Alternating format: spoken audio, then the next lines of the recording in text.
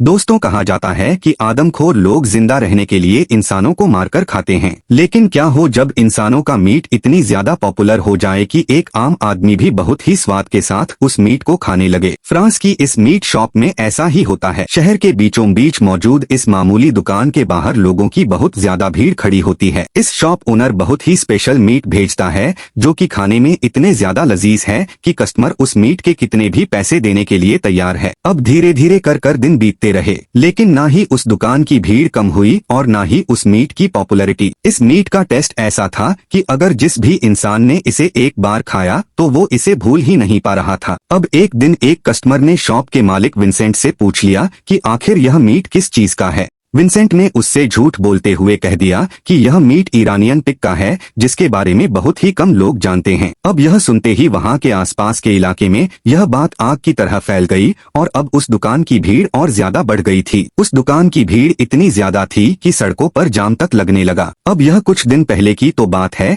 जब यह लोग अपनी दुकान को चलाने के लिए बहुत ही मुश्किल से गुजारा कर रहे थे, लेकिन आज वो लाखों में कमा रहा है। दूसरी ओर जितनी भी बड़ी नामी मीट शॉप थी वो सब की सब ठप पड़ गई, क्योंकि इस दुकान ने इतनी जल्दी पॉपुलैरिटी गेन कर ली कि जितने भी कस्टमर हैं वो सभी के सभी यहीं पर आ रहा है। लेकिन ऐसा हमेशा से नहीं था। कुछ समय पहले तक तो विंसेंट की शॉप पर एक मक्खी तक नहीं आती थी। विंसेंट और इसकी वाइफ सोफी यह दोनों इस शॉप को चलाया करते थे। इनके खर्चे भी बहुत ही मुश्किल से पूरे हुआ करते थे। लेकिन एक दिन अचानक से इनकी शॉप पर कुछ लोग आकर इनकी शॉप को तोड़ देते हैं और सोफी के ऊपर जानवर का खून फेंक देते हैं। यह लोग बहुत हैं जो कि मीट नहीं खाते, यानी कि वेजिटेरियन, और इन्हें मीट खाने या फिर बेचने वाले लोगों से बहुत ही ज्यादा नफरत होती है। ऐसे लोगों को वीगन कहा जाता है। यह वीगन्स लोग अक्सर विंसेंट की शॉप पर आकर वहाँ पर तोड़ाफोड़ी करते थे, जिससे विंसेंट की ठपड़ी दुकान धीरे धीरे कर्जे में गिरती चली जा रही थी। एक दिन यह कपल अपने दोस्त मार्क और स्टेफनी के घर जाते हैं। विंसेंट की तरह मार्क भी एक मीट शॉप चलाता था, लेकिन उसकी दुकान बहुत ही अच्छी चल रही है। उसकी कंडीशन विंसेंट की तरह तो बिल्कुल नहीं है। अब इसी पैसे के चक्कर में विंसेंट और सोफी के बीच की दूरियां भी बढ़ती चली जा रही थी। यहाँ तक कि सोफी विंसेंट से डिवोर्स लेने के लिए भी कहती है, लेकिन विंसेंट उसे ठंडे दिमाग से काम लेने के लिए कहता है।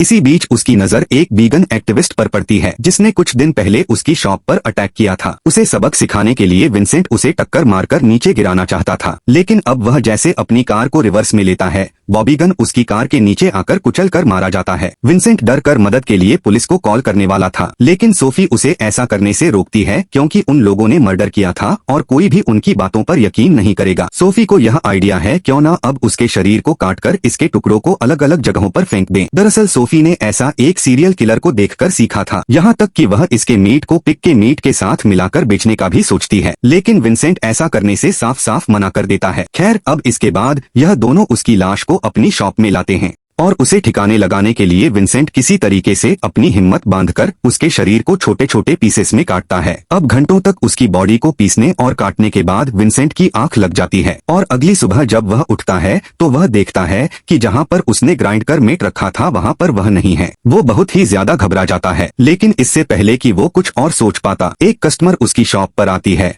और वो उससे वही मीट मांगती है जो कि कल रात वो उसे लेकर गई थी। यहाँ पर यह पता चलता है कि जब विंसेंट रात बॉडी को काट रहा था तो सोफी ने चुपके से उस एक्टिविस्ट की बॉडी का एक पार्ट चुराकर उसे काटकर और पिग के मीट के साथ मिलाकर इस लेडी को बेच दिया था, जो कि इस लेडी को बहुत ही ज्यादा पसंद आया था। विंसेंट उस लेडी को उस मीट को देने से मना करता है, लेकिन वो लेडी उस मीट का स्वाद भूल ही नहीं पा रही थी। वो कस्टमर उनसे उस मीट को देने की जिद करने लगती है। तब सोफी भी विंसेंट को मनाती है। वो लेडी उससे पूछती है कि आखिर यह इतना अच्छा टेस्ट किसके मीट का है। तब विंसेंट बताता है कि यह ईरानियन पिग का है, जिसके बारे में दुनिया में बहुत ही कम लोगों को पता है और बहुत ही कम लोग इसे तैयार कर पाते हैं। अब कस्टमर के जाने के बाद विंसेंट उसे कहता है कि आखिर यह तुम क्या कर रही हो, क्या तुम अपनी दुकान पर एक इंसान का मीट बेचोगी। तब सोफी उसे बताती है कि उस एक्टिविस्ट की लाश को ठिकाने लगाने का यह सबसे अच्छा तरीका है, जिससे लोगों को 1% भी शक भी नहीं होगा। विंसेंट को लगता है कि सोफी का दिमाग खराब हो गया है, इसलिए वो उस एक्टिविस्ट की बॉडी को फेंकने के लिए जाता है, लेकिन अब तभी उनकी दुकान पर एक और कस्टमर आता है। वो उनसे कहता है कि मुझे भाई ईरानियन पिग का मीट चाहिए, जो कि कुछ देर पहले एक लेडी लेकर गई थी। उसका स्वाद तो लाजवाब है।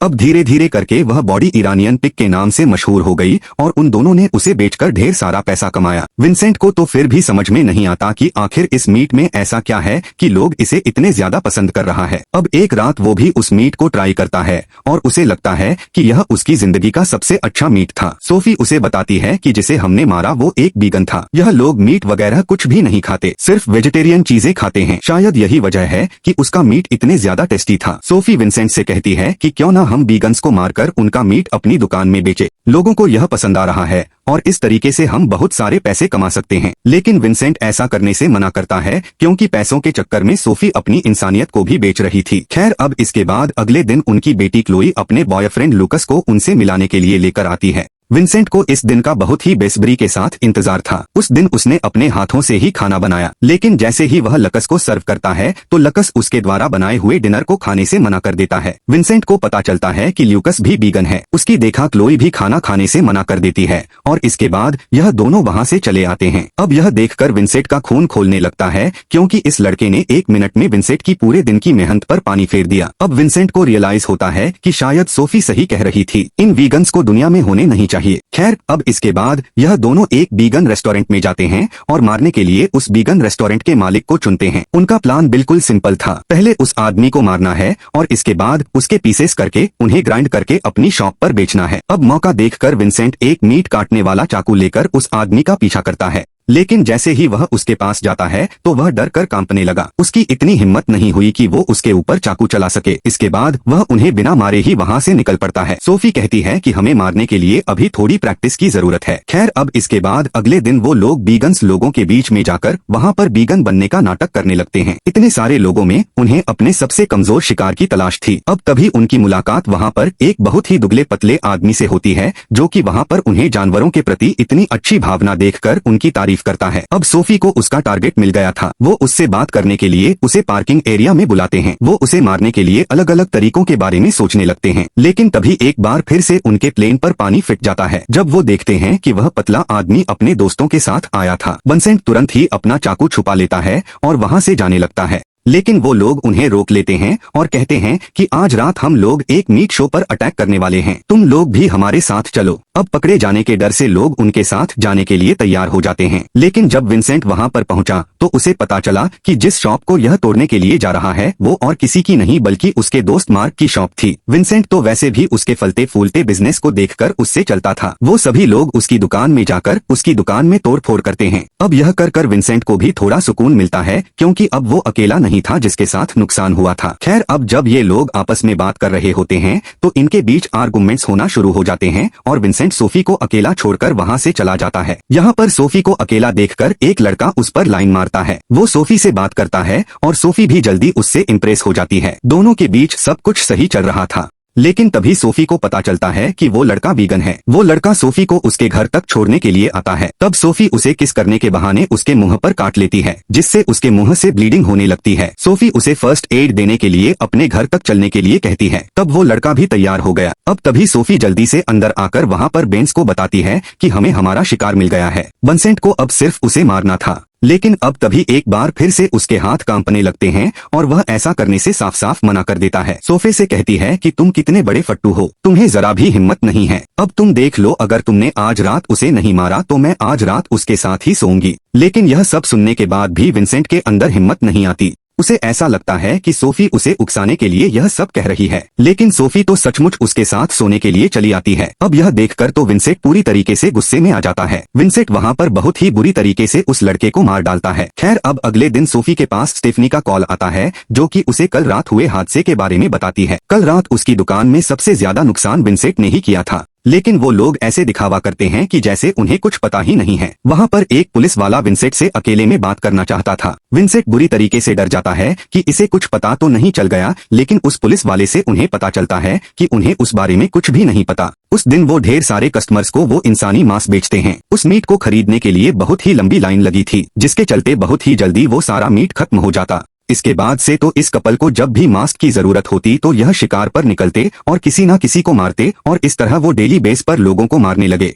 उनका बिजनेस पूरी तरीके से बूम कर रहा था और देखते ही देखते बड़ी से बड़ी मीट फैक्ट्री बंद होने की कगार पर आ गई। अब कुछ ही दिनों के अंदर विंसेंट ने मीट का प्राइस भी बढ़ा दिया, लेकिन फिर भी लोगों की भीड़ कम नहीं हो रही। सब कुछ मानो एकदम ठीक सा हो गया था। अब एक दिन मार्क ने भी उस मीट की बाइट ली। तब पहली बाइट में मार्क भी उसके मीट का दीवाना हो गया, लेकिन चबाते टाइम उसके मुंह में कोई चीज जा फंसी। स्टेफनी जो कि पहले एक नर्स हुआ करती थी, वो इसे पहचान लेती है कि यह तो पेसमेकर है जो कि हार्ट वाले पेशेंट को लगाया जाता है। स्टेफनी पूछने लगती है कि आखिर तुम्हारे मीट में यह सब चीजें कैसे आई, लेकिन अब तभी विंसेंट को याद आता है कि उनका एक शिकार हार्ट का पेशेंट था। अब क्योंकि ये दोनों एक दूसरे कॉम्पिटिट थे, इसकी वजह से इन दोनों में लड़ाई होने लगती है और बातों बातों में यह हाथापाही पर उतर आते हैं। गुस्से में वहां पर विंसेंट मार्क के कान को चबा जाता है और अब उस दिन से ही इन दोनों की दिखावे की दोस्ती टूट जाती है। लेकिन विंसेंट का यह कारनामा आगे जाकर उसके लिए हानिकारक होने वाला था। खैर, अब इसके बाद अगले दिन यह दोनों एक वीगन फेस्टिवल में जाते हैं। इंसानों का मांस खाते खाते विंसेंट पूरी तरीके से अब एक साइकोपैथ बन गया था। वह पूरे दिन बस मीट के बारे में ही सोचता रहता। वहाँ पर उसकी नजर एक बच्चे पर पड़ती है। उस बच्चे का शरीर देखकर उसे उसको खाने का मन किया, लेकिन उसने खुद पर किसी तरीके से काबू पाया और उसे अपने आप से ही घिना आने लगी। वो वहाँ से जा ही रहा था कि अब तभी उसकी मुलाकात वहाँ पर ल्यूकस से होती है। ल्यूकस वहाँ पर बुचर शॉप चलाने वालों को वीगन फेस्टिवल में देखकर पूरी तरीके से हैरान था। अब इसी बात को लेकर वहाँ पर ल्यूकस और विंसेंट के बीच आर्गुमेंट्स होना शुरू हो जाते हैं। इनकी ये सारी बातें वहाँ पर एक आदमी बैठकर सुन रहा था। यह वही आदमी है जिनके साथ मिलकर विंसेंट ने मार्क की दुकान तोड़ी थी। उसे इस बात पर बहुत ही ज्यादा गुस्सा आता है कि बुचर होने के बाद भी विंसेंट ने वीगन होने का नाटक किया। ठीक उसी रात जब विंसेंट एक ह्यूमन बॉडी को काट रहा था, तो अब तभी उसके दरवाजे पर कोई आता है। विंसेंट देखता है कि यह तो भाई पुलिस वाला है। वो डर के मारे उसे अंदर आने नहीं देता, लेकिन अब तभी उसकी नजर अपने डॉग पर पड़ती है जो कि एक ह्यूमन एंड लिए हुए दरवाजे की तरफ आ रहा था। लेकिन अब तभी पुलिस वाला वहाँ से चले आता है और इस तरीके से विंसेंट आज पकड़ने से बाल बाल बचा। खैर, अब इसके बाद सोफी और विंसेंट आपस में बात कर रहे थे, लेकिन अब तभी वहाँ पर ल्यूकस आ जाता है जो कि वीगन फेस्टिवल के लिए विंसेंट से माफी मांगने के लिए आया था। वो बताता है कि वो अपने वीगन दोस्तों के गायब होने की वजह से बहुत ही ज्यादा स्ट्रेस में है। पर सोफी अब जिसे किसी भी चीज का डर नहीं था, वो विंसेंट से ल्यूकस को अपना अगला शिकार बनाने के लिए कहती है। विंसेंट को यह जल्दी रियलाइज हो जाता है कि सोफी तो उससे ही बड़ी साइकोपैथ है, इसलिए वह जल्दी से ल्यूकस को अपने घर से निकाल देता है। अगले ही दिन विंसेंट ने सोफी को बिना बताए अपने आने वाले कस्टमर से कह दिया कि अब हमने ईरानियन पिग का मीट बेचना बंद कर दिया है। अब यह सुनकर तो उनके कुछ कस्टमर बहुत ही ज्यादा गुस्सा हो गए, क्योंकि वह कई घंटों से अपना नंबर आने का इंतजार कर रहे थे। जल्दी सारे कस्टमर उनकी दुकान से चले गए। अब सोफी वहाँ पर विंसेंट से लड़ने लगी कि आखिर तुमने ऐसा क्यों किया। तब विंसेंट सोफी को बिना कुछ बताए वहाँ से चला गया। अब उसके जाते ही सोफी के पास वही वीगन लोग आते हैं जिन्हें विंसेंट से अपने धोखे का बदला लेना था। इसीलिए वह सोफी को पकड़ लेते हैं और उसे बहुत ही ज्यादा मारते हैं। यह वीगन के रूप में गुंडे थे। अब जब इंसर्ट वापस से अपनी शॉप पर लौटता है तो वहाँ पर उसे उनकी बहन दिखाई देती है। वो तुरंत ही शॉप के अंदर जाता है और देखता है कि वो गुंडे उसकी वाइफ को मारने वाले हैं। वो अटैक करने में बिल्कुल भी टाइम वेस्ट नहीं करता और उनमें से दो को तुरंत ही मार डालता है। पर अब तभी उनमें से एक विंसेंट को मीट हुक में लटका देता है, लेकिन अब तभी एंड टाइम पर सोफी एक हुक फेंक कर उसकी आंख में मारती है, जिससे वो भी मारा जाता है। अब मूवी के लास्ट में हमें दिखाया जाता है कि मार्क और स्टेफनी के जरिए विंसेंट और सोफी बहुत ही जल्द पकड़े गए। दरअसल उन लोगों ने विंसेंट के बारे में पुलिस को बताया था। तब पुलिस को इस चीज के सबूत भी मिले। विंसेंट और सोफी ने मिलकर पूरे 30 मर्डर किए थे, जिसके चलते इन्हें फांसी की सजा सुनाई जाती है।